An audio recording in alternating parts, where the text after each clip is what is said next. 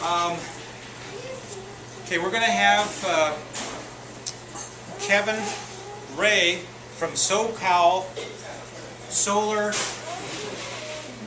Electric is going to be here giving us some information about how we can power these heating panels and not have to pay Edison. As a matter of fact, he's going to tell you also about how laws and rules have changed to where you're going to actually get money back from the utility companies.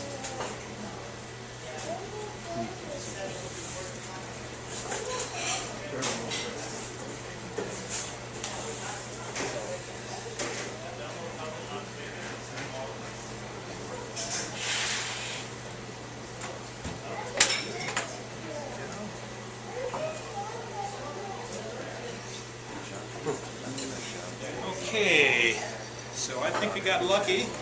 Yep. Now this will do your TV and all kinds of things, so watch out for all the buttons. The only thing you want is the down and the up. Anything else you're going to get lost on. Okay? So we have Kevin Ray.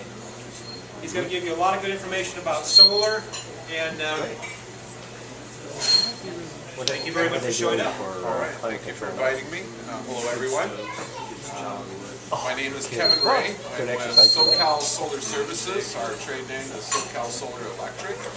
We're based out of Ventura, California here. We do work as far up as San Luis Obispo and as far south as Riverside to date. This is going to be a fairly brief presentation which may raise more questions than answers that are provided. I'll have a brief amount of time for you afterwards. Kevin, if I could get you to speak closely over here, that way I can capture the video. Okay. Just get orientated on this. Okay.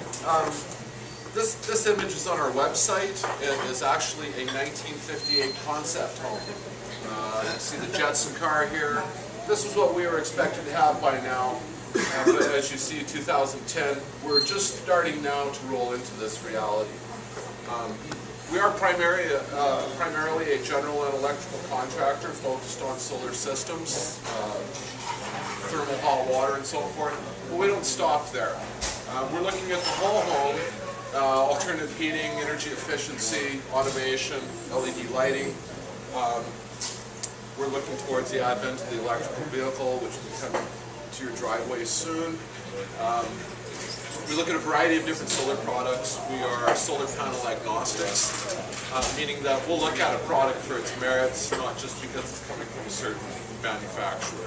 There's a lot of technology that's coming off the drawing room board, and there's some technology that's just over the horizon that's going to be coming into our lives in the not too distant future. And we do a lot of research. We do our best to keep apprised of these things, and we won't hesitate to contact the manufacturer if we think there's something that's worth getting involved with and presenting to the public.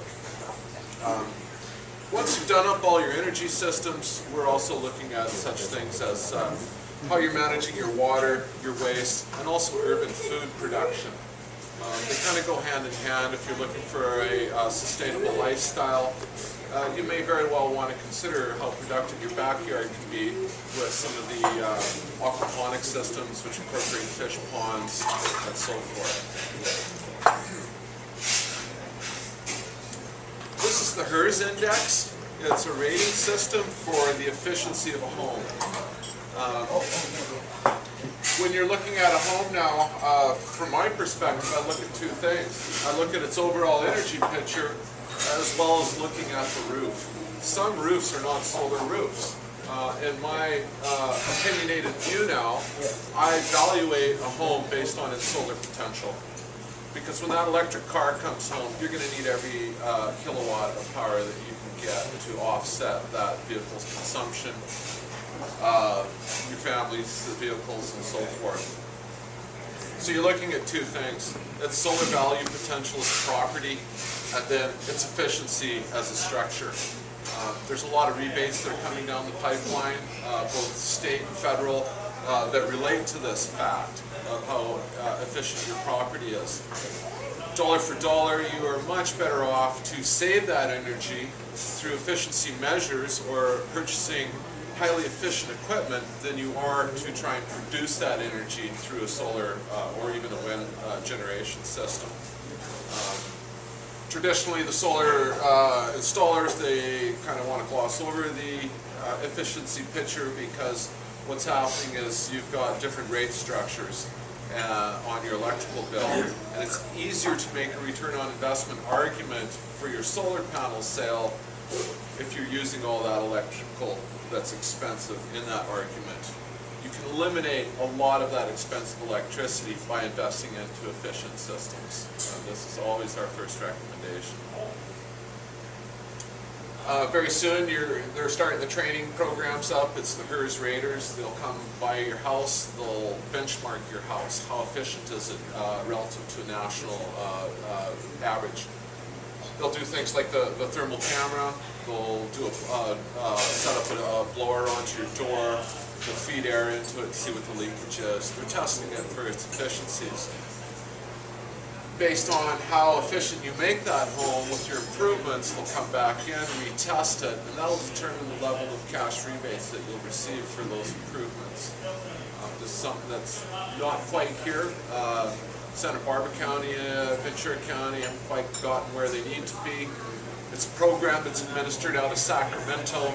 They're closer to the source of information and so forth.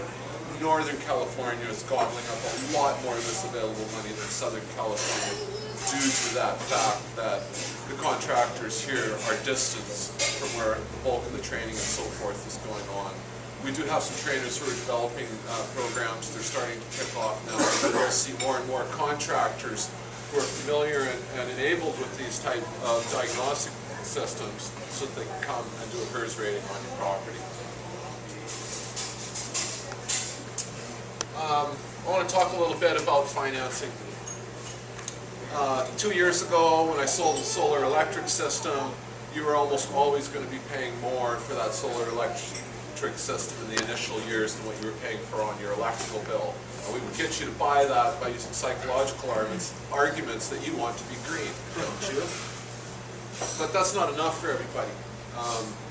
And so what's happened is those short-term loan packages that have been out there are now turning into long-term mortgage-type financing, where you're stretching out the amortization period and you're immediately putting the purchaser into a cash flow positive position relative to their existing electrical bill. There was the G8, the big industrialized nations of the world, got together in Spain about a year ago and came up with a method to bootstrap the world economy. And basically it's through renewable energy and the efficientizing of existing structures. And so different financing schemes were put into place tentatively. And what has been chosen above all others is a program that was developed in Berkeley, California. And what they're doing is they're financing these improvements, solar and efficiency, against the land tax. So that bond issues will occur, and there are a variety of ways that the municipalities are raising these funds. But essentially, you, the homeowner, enter into a contract, you're given the funds, and you'll make typically 2 annual payments, and this will be attached to your land taxes. So what you can now achieve is a 20-year amortization period on a solar system, which will immediately put you into a cash positive position. It literally becomes a, and pardon my slang, but no-brainer as to whether or not you want to go solar at that point.